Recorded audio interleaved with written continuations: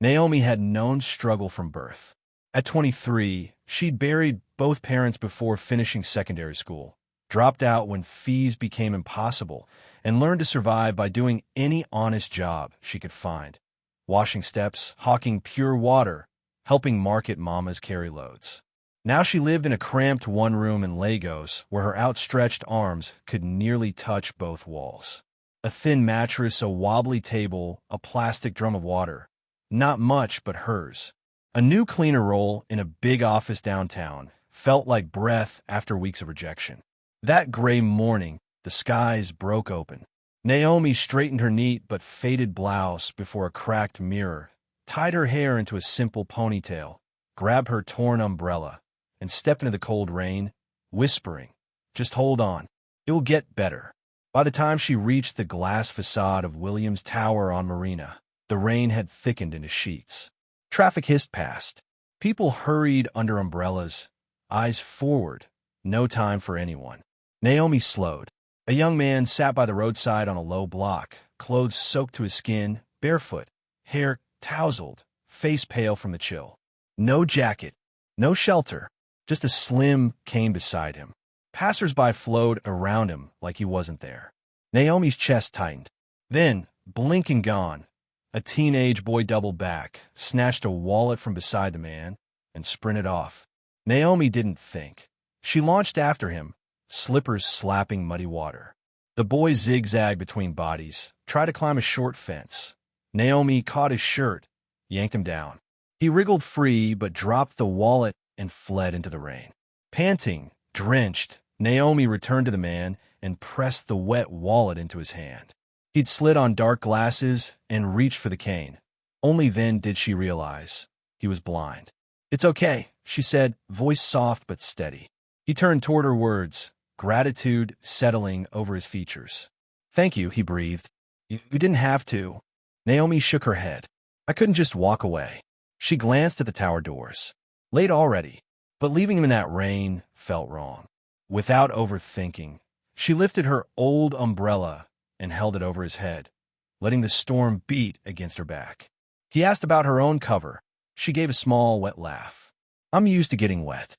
Something about him felt different, the calm, the quiet strength, and then she noticed the watch hiding beneath a soaked sleeve, too fine for a man with no shoes. She pushed the thought aside. "You should head home," she urged. He stayed silent. Naomi dug out the little cash meant for lunch and transport and pressed it into his palm. "Buy something hot. Take a cab." He tried to return it. "I can't take what you need." She exhaled, glanced at the tower clock, then chose with her feet. "Okay, you're coming with me." She guided him carefully across puddled marble into the lobby, past security, down to the janitor's corner, and settled him on a small bench. "Stay here. It's dry. I'll be nearby." She handed him a towel, grabbed her mop and bucket, and moved off into the perfume-scented corridors, wet, hungry, but strangely full. Naomi worked the floors methodically, muscles aching, clothes still damp, mind looping back to the quiet stranger she'd left in the supply nook. Was he cold? Hungry? She'd slip out on break, buy 2 warm meat pies and water, and bring them down. As she wrung out the mop, a different energy buzzed through the building. Whispering, hurried footsteps, excited voices. He's back. From London? The real Oga himself. Office girls giggled behind glass, swapping stories about a young, brilliant, very single CEO. Naomi shook her head. Gossip wouldn't clean tiles. She checked the clock, break soon, and pushed her cart faster. That was when Lillian, the floor's supervisor, arrived like a perfume cloud before a storm. Heels ticking, chin high, makeup immaculate, she checked herself in the glass and murmured, "I'll be the first he sees. And once he sees me, game over." Her clique laughed. Naomi kept moving. Lagos doesn't pause for daydreams. Lunch money does not fall from the sky. She rinsed the mop, parked the cart, and headed for the side exit, already picturing the stranger's relieved smile when she returned with hot food. Naomi had just returned from the kiosk outside, clutching 2 hot meat pies wrapped in paper and a small bottle of water. Her heart felt light, knowing Toby, the quiet, blind stranger she'd helped, would finally have something warm to eat. But as she pushed the glass doors open, a sharp voice cut through the hum of the building. "What is this beggar doing here?" Naomi froze. Lillian, her supervisor, stood a few meters from the janitor's corner, perfectly dressed, as always, brows raised high in disgust. Around her, a few curious staff had gathered, whispering. Toby sat quietly on the bench, his stick across his lap, head tilted slightly, sensing the tension. Lillian's voice rose, echoing through the lobby. "I said, who allowed this filthy man inside a corporate building? This is an office, not a marketplace." Naomi's chest tightened. She stepped forward quickly, holding out the paper bag. "Ma, please, he's not." Lillian cut her off. "Don't, Mommy. You cleaners are getting too bold. Allowing strangers in here? What if he's a thief?" "He's blind," Naomi said softly but firmly. "He wasn't feeling well, and the rain." Lillian scoffed. "Blind or not, he's dirty and shouldn't be here. Security." Her words cracked through the hall like thunder. Toby rose quietly, face calm despite the humiliation. "It's fine," he said under his breath. "I'll go." But Naomi couldn't stay silent. "No, sir, please wait." She turned to Lillian, anger trembling in her voice. "He wasn't harming anyone. I brought him in because no one else would even look at him. Isn't that what being human means?" Gasps filled the lobby. No one talked to Lillian that way. Lillian's eyes narrowed. "You think you can lecture me? You're just a cleaner." Naomi's heart pounded, but she held her ground. "Maybe, but I still know respect when I see it, and cruelty when I don't." The words hung in the air like lightning. Lillian's fake smile faltered. "You've just made a big mistake." Naomi didn't respond. She turned to Toby gently. "Let's go." And together, they stepped into the drizzle outside, leaving the murmuring crowd behind. The rain had softened into mist as Naomi guided Toby down the narrow street toward her small apartment in Surelier. His cane tapped softly on the wet pavement while she held her scarf above his head. "Do you have anywhere to stay?" she asked quietly. He hesitated. "Not really. I move around unfinished buildings, bus stops. I manage." Naomi bit her lip. Bringing home a stranger and a man wasn't wise. Lagos wasn't kind to naive trust. But something in his calm tone, the gentle way he spoke, quieted her doubts. "You can stay just for tonight," she finally said, "until we figure something out." Inside her tiny room, Naomi guided him to the mattress. The smell of kerosene from her small stove filled the space. "It's not much," she said shyly, "but it's dry." Toby smiled faintly. "It's peaceful." Naomi handed him a towel and blanket. "Here, clean up. I'll make something small." She turned to the stove and boiled rice with oil and seasoning, simple but warm. As it cooked, she caught sight of his wrist, a silver watch glinting faintly under the lantern light. It looked expensive, too fine for someone sleeping outdoors. When they sat to eat, curiosity got the better of her. "That watch," she said. "It's really nice." Toby smiled. "A gift from someone who believed in me." "Must be special," Naomi murmured. "It is," he said quietly. "Reminds me not to forget who I am, no matter what happens." They ate in silence for a moment. Then he added softly, "You've done more than you know today. You didn't just help me. You reminded me that kindness still exists." Naomi looked down, smiling faintly. "Sometimes that's all we can give." As the lantern flickered between them, two strangers sat in shared silence, both carrying invisible scars, both unaware that this rainy day had already begun to change everything. The next morning broke with pale sunlight crawling through Naomi's faded curtain. She rose quietly, careful not to wake Toby, who slept soundly on the mattress. The night had been calm, the first in a long time that her little room felt safe. She boiled some pap and set a bowl beside him with slices of bread. "I'm heading to work," she whispered. "Eat something, please." By the time she reached the office, the building buzzed with the usual energy, heels clicking, perfume filling the air, security men saluting the madams. Naomi slipped in through the side door and grabbed her cleaning gear. But the air around her felt different, tense. Lillian stood by the mirror, adjusting her hair like a queen preparing for battle. When she spotted Naomi, her eyes hardened.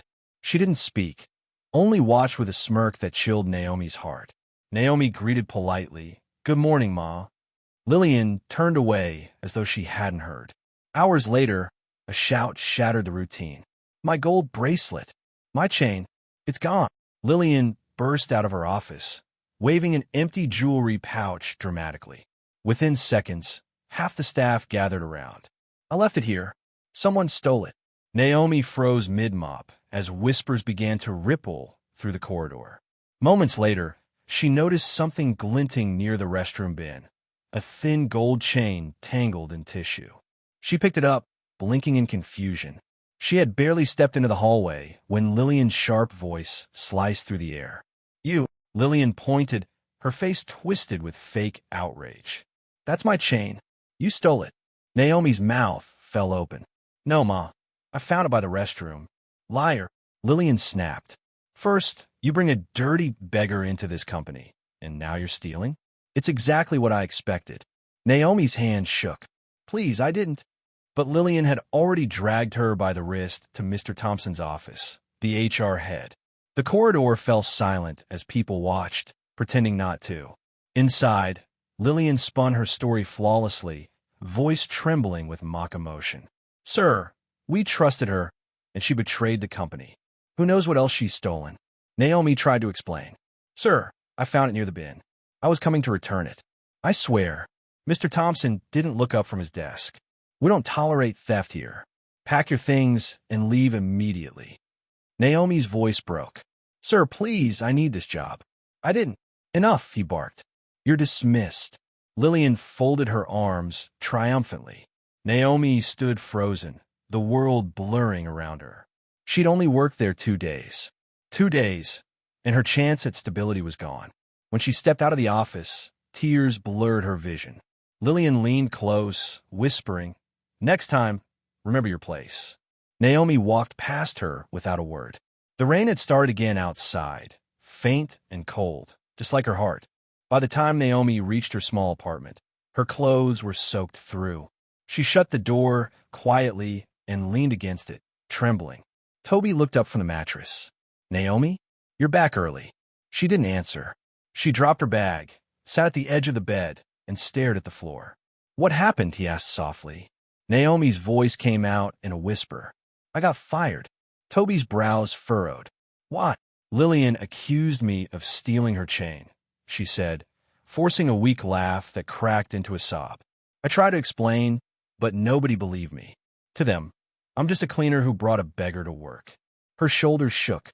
Tears fell fast. I worked so hard for that job, Toby. I thought maybe I could save, maybe go back to school someday. Maybe learn fashion design like I always dreamed. She covered her face, weeping. Now everything is gone. Toby sat quietly, listening.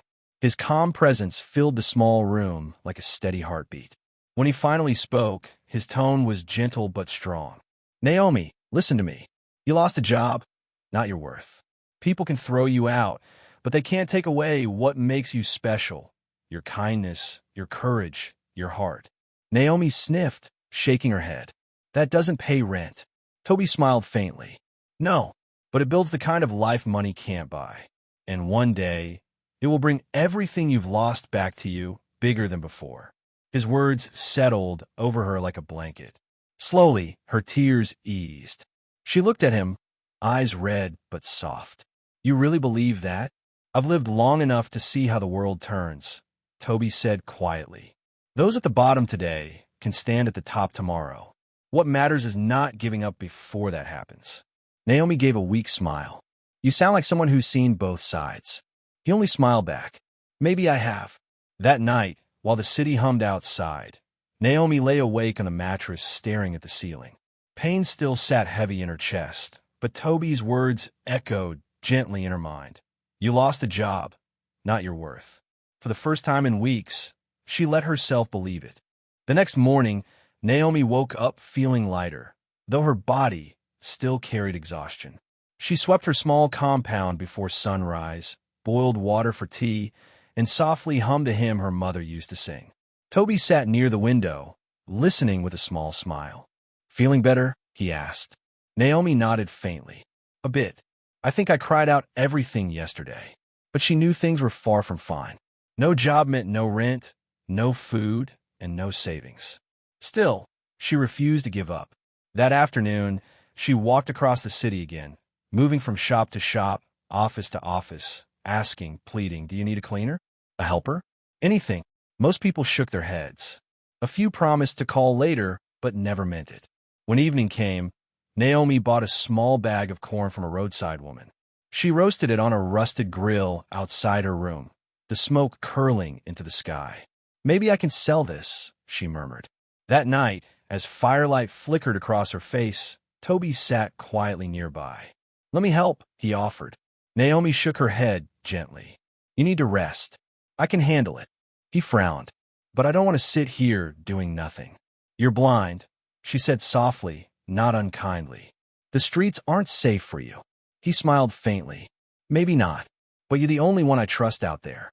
She paused, looking at him, his calm posture, his gentle tone. There was something about him that didn't fit the image of a helpless man. Something deeper, steadier, almost powerful. Still, she said nothing. "Just rest," she whispered. And every night that followed, Naomi roasted corn, selling a few to passers-by. It wasn't much, but it kept them alive. Her fingers burned, her body ached, but she stayed strong. Yet one night, as she bent to flip the roasting corn, her vision blurred. The world tilted. "Naomi!" Toby shouted as she collapsed. The sound of the fire crackling faded into darkness. When Naomi opened her eyes again, she saw white. White ceiling, white sheets, white curtains swaying in the cool air. Her body felt weak, her lips dry. She blinked and realized she was in a hospital bed. A nurse entered, smiling kindly. "You're awake. Thank God. You collapsed from exhaustion and severe malaria." Naomi's brow furrowed. How did I get here?" The nurse adjusted her foredrip. "A man brought you in late last night. Didn't say much, only asked us to treat you well. He left after paying the bills." Naomi's eyes widened. "Was his name Toby?" The nurse shrugged. "He didn't give one, but he left something for you." She placed a tiny key holder shaped like a rising sun on the table beside Naomi. "Said you'd recognize it." Naomi picked it up, her throat tightening. "He's blind," she whispered. "How did he even get here?" The nurse smiled faintly. "However he did, you're lucky. Not everyone finds someone that loyal these days." 2 days later, Naomi was discharged. Standing outside the hospital gate, she clutched the small sun key holder in her hand, scanning the road, hoping to see him. That calm face, that tapping cane. Nothing. She searched the nearby streets, asked fruit sellers and bus drivers. No one had seen him. He was gone. Naomi walked home quietly that evening, her steps heavy, but her spirit filled with questions. Who really was Toby? Meanwhile, across the city, inside a sprawling mansion with tall white gates and marble floors, a man removed his dark glasses and set down his cane. His eyes were clear, his stride confident. "Toby Adewale." The butler greeted respectfully. Toby nodded slowly. "It's good to be home," because Toby was not blind, not poor. He was the founder and CEO of Adewale Holdings, one of Lagos' rising empires. The man Naomi had sheltered, defended, and fed with her last coins was the very billionaire her building whispered about weeks ago. He stood by the window of his study, holding the small sun keychain in his hand. His heart ached with quiet gratitude. Naomi's kindness had stirred something in him, something money could never buy. "She doesn't know who I am," he said softly, "but she'll find out soon. It's time to set things right." Days passed. The city of Lagos carried on with its usual noise. Danfo buses honking, traders shouting prices, street preachers calling for repentance. But Naomi's small room stayed silent. The little sun key holder lay on her table, gleaming faintly under the morning light.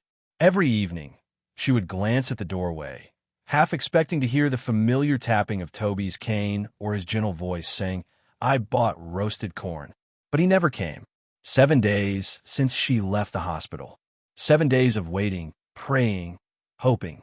She whispered to herself, "Maybe he left because I told him he could stay just a week." The thought stung. He could have at least said goodbye. Naomi sighed and forced herself up. She needed to move on. The bills wouldn't wait. She returned to selling roasted corn by the roadside, near Ojalegba Bridge. The smoke stung her eyes, The heat burned her palms, but she worked quietly, her heart elsewhere. At night, she would lie awake staring at the keychain on her table. "You're probably somewhere better now," she said softly. "I hope you're safe, Toby." But far away, in the heart of Victoria Island, Toby Adewale sat in his office, wearing a tailored navy suit, his name engraved in gold on the desk plate before him. His staff whispered in awe, "The boss has finally returned." He looked nothing like the man Naomi once led through puddles. His eyes were sharp, his confidence unshakable. But beneath that calm, his thoughts wandered constantly to her, the cleaner who had given him her umbrella, her food, and her last note. He'd built his company with intelligence and precision, but Naomi had reminded him of the value of humanity. And now it was time to test the hearts of those who worked under him, especially one person, Lillian. The next Monday morning at Adewale Holdings began like any other. Staff whispered, fixed their ties, adjusted skirts, until the elevator chimed open. A hush fell across the entire floor. Out stepped Toby. No cane, no glasses, no hesitation. His posture was straight, his presence commanding. Every pair of eyes turned toward him in disbelief. Lillian's mouth fell open. She recognized that face instantly, the blind beggar she'd insulted and thrown out of the building. Her legs felt weak. "Yes, sir," she stammered, trying to compose herself. Toby's expression was unreadable as he stepped forward. "Good morning, everyone." His voice carried a quiet authority that silenced the whispers. "I've been back for a while, but not as your CEO. I wanted to see how my people treat others, not in boardrooms, but in real life." The room grew colder.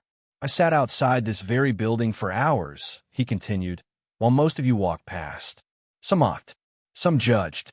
One person even called security on me." His eyes shifted to Lillian. "You Miss Lillian?" She froze, color draining from her face. "Sir, I didn't know." "You didn't care," he cut in firmly. "But one person did. One woman who had nothing, gave me everything. Her name is Naomi." Gasps echoed through the hall. Everyone remembered the cleaner who'd been fired days earlier. Toby pressed a button on the remote in his hand. The large screen behind him flickered to life. CCTV footage rolled. Lillian in the hallway, pretending to panic, claiming her jewelry was missing, and later pointing accusingly at Naomi. "This," Toby said quietly, "is the truth." Lillian's lips trembled. "Sir, I can explain." "There's nothing to explain," he said coldly. "You mocked a stranger, lied to save your pride, and destroyed a woman's livelihood. Not in my company." He turned to HR. "Effective immediately, Miss Lillian is dismissed.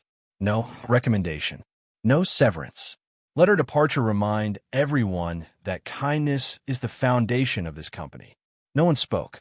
Lillian gathered her things in silence, tears streaming as she walked out of the office that she once ruled with pride. Toby faced the rest of the staff. "We rise by lifting others," he said softly. "Remember that. No one here is above humanity." That afternoon, he sat in his glass-walled office, staring out at the city skyline. His phone buzzed. He smiled faintly, then began typing a message, one that would change Naomi's life forever. Late that afternoon, Naomi sat outside her room, sorting the last few roasted corns into a basin. The sun was dipping low behind the rooftops, painting the sky orange. Her hands moved mechanically, but her mind was far away. Then came a knock. A teenage delivery boy stood at her door, holding a brown envelope. "For Miss Naomi," he said politely. Naomi frowned, confused. "From who?" He shrugged. "It says on the note, inside." She thanked him and closed the door. The envelope trembled slightly in her hand as she opened it. Inside was a crisp card with elegant handwriting. "Naomi, please come to this address at 5 p.m. today. I owe you more than I can ever say. Toby." Her breath caught. Toby? Alive? Not blind? A dozen questions raced through her mind. She looked at the address, Victoria Island. She'd never been there before. By 4:55 p.m., Naomi stood before a tall black gate, her faded dress damp from the bus ride. Beyond the gates stretched a mansion so grand it looked like something from a magazine. White walls, sparkling glass, and a fountain that caught the evening light. The gate slid open quietly, and a man in uniform said, "Good evening, Miss Naomi. Please come in. You're expected." Naomi followed him up the driveway, heart hammering. Inside, marble floors reflected the golden glow of chandeliers. She hesitated at the threshold of the vast living room. Then she saw him. Toby. No dark glasses. No stick. Dressed in a sleek black suit, posture straight, eyes bright. Naomi froze. You can see?" Toby smiled gently. "I can. I never lost my sight." Her lips parted, but no words came. "My full name is Toby Adewale," he continued softly. "I'm the CEO of Adewale Holdings, the company where you worked." Naomi stared at him, disbelief washing over her. The building, the watch, his calm confidence, it all suddenly made sense. You're the boss?" she whispered. He nodded.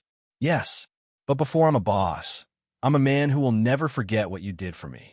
Naomi stood silent, trembling. She didn't know whether to cry or walk out. "Why did you pretend?" she finally managed to say. Toby took a deep breath. "Because I wanted to see the truth of my company, the kind of hearts working for me. Not who smiles when the boss walks in, but who helps a stranger in the rain." He stepped closer. "And then I met you." Naomi's eyes filled with tears. "You could have told me." "I'm sorry," he said quietly. "I didn't mean to deceive you. I just needed to see something real in a world full of performance." "And you were real, Naomi." The room fell silent except for the soft hum of the fountain outside. Then Toby reached into his suit pocket and handed her a white envelope. "You gave me shelter when I had nothing. Let me help you build everything you've dreamed of." Naomi's fingers trembled as she opened the envelope. Inside were two neatly folded documents. One, a letter of employment. The other, an admission offer from Lego School of Fashion Design, tuition fully paid. Her eyes widened. I don't understand." Toby smiled softly. "It's simple. The first is a new job, not as a cleaner. As my executive personal assistant. You'll work directly with me. Full benefits, good salary. No more struggling to survive." Naomi blinked rapidly. "And the school. You told me once that you wanted to study fashion," he said. "You're talented, Naomi. You deserve the chance to create something beautiful. You can attend classes part-time while working here. My team will handle the rest." Her mouth opened, but no sound came out. Tears welled again. "Toby, I don't know what to say." He shook his head gently. "You already said it. That day you gave me your umbrella in the rain. You didn't know who I was, but you chose kindness anyway. This is me returning that kindness." Naomi took a deep breath, tears now falling freely. "Thank you. I never did it expecting anything back." "I know," Toby said quietly. "That's why you deserve everything." He smiled warmly. "Welcome back, Naomi. Your desk will be ready tomorrow." Naomi stood there, holding the envelope close to her chest, feeling her heart expand with gratitude and disbelief. For years, she'd survived through storms, literal and emotional. But this was sunrise after the longest night. As she walked out of the mansion, the breeze felt lighter. The sun keychain dangled from her fingers, glinting like a promise. For the first time in her life, she wasn't just surviving, she was becoming. Months passed. The Naomi who once stood in the rain with a torn umbrella was gone. Every morning, she now walked through the glass doors of Adewale Holdings wearing a neatly pressed suit, her ID card swinging lightly across her chest. Executive personal assistant. She wasn't the loudest or the most polished, but everyone in the building knew her story. Some whispered in admiration, others watched in awe. The cleaner they had once ignored now walked confidently beside the CEO. Naomi never changed her spirit. She still greeted the guards by name, helped new interns settle in, and smiled at the janitors the way no one used to smile at her. During lunch breaks, she would attend her part-time fashion design classes at the Lego School of Fashion. Her hands, once rough from scrubbing floors, now sketched graceful dress designs across paper. Each line carried her dream, soft, bold, unbroken. Her evenings were spent at home, working by lantern light on her sewing machine. The first outfit she ever completed, a blue Ankara gown, she hung by the window to remind herself, from nothing to something. Toby often passed by her desk with a proud smile. He never treated her like an assistant. He treated her like a partner, someone who understood integrity better than most executives. He would sometimes say to his staff, "If you ever forget what this company stands for, look at Naomi. She's the reason we found our heart again." But Naomi never let the praise reach her head. "I'm still learning," she would say humbly. "Kindness is my degree before fashion." Weeks turned to months. Naomi graduated at the top of her fashion class. At the end-of-year company gala, Toby handed her a new folder. Inside was an agreement naming her the creative director of a new subsidiary brand, Naya Designs by Naomi, a fashion line funded by the company, but owned by her.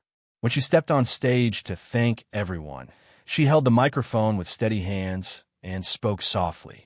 "I was once that girl people walked past without seeing. But one rainy morning taught me that kindness is never wasted. When you help someone, you plant a seed. Sometimes it grows quietly, until one day, it becomes a tree big enough to shade others." The crowd rose in applause. Cameras flashed. Toby smiled proudly from the front row, but Naomi's gaze lifted higher, beyond the chandeliers, beyond the room, to the memory of that first day in the rain. Now, her story had come full circle. Not because someone saved her, but because she chose to keep believing that good hearts never lose. Outside, Lagos glimmered under the night sky, restless, loud, alive. And somewhere in that hum of life, Naomi whispered with a smile, "Things did get better." Don't forget to like, share, and subscribe for more touching stories that will inspire and move your heart.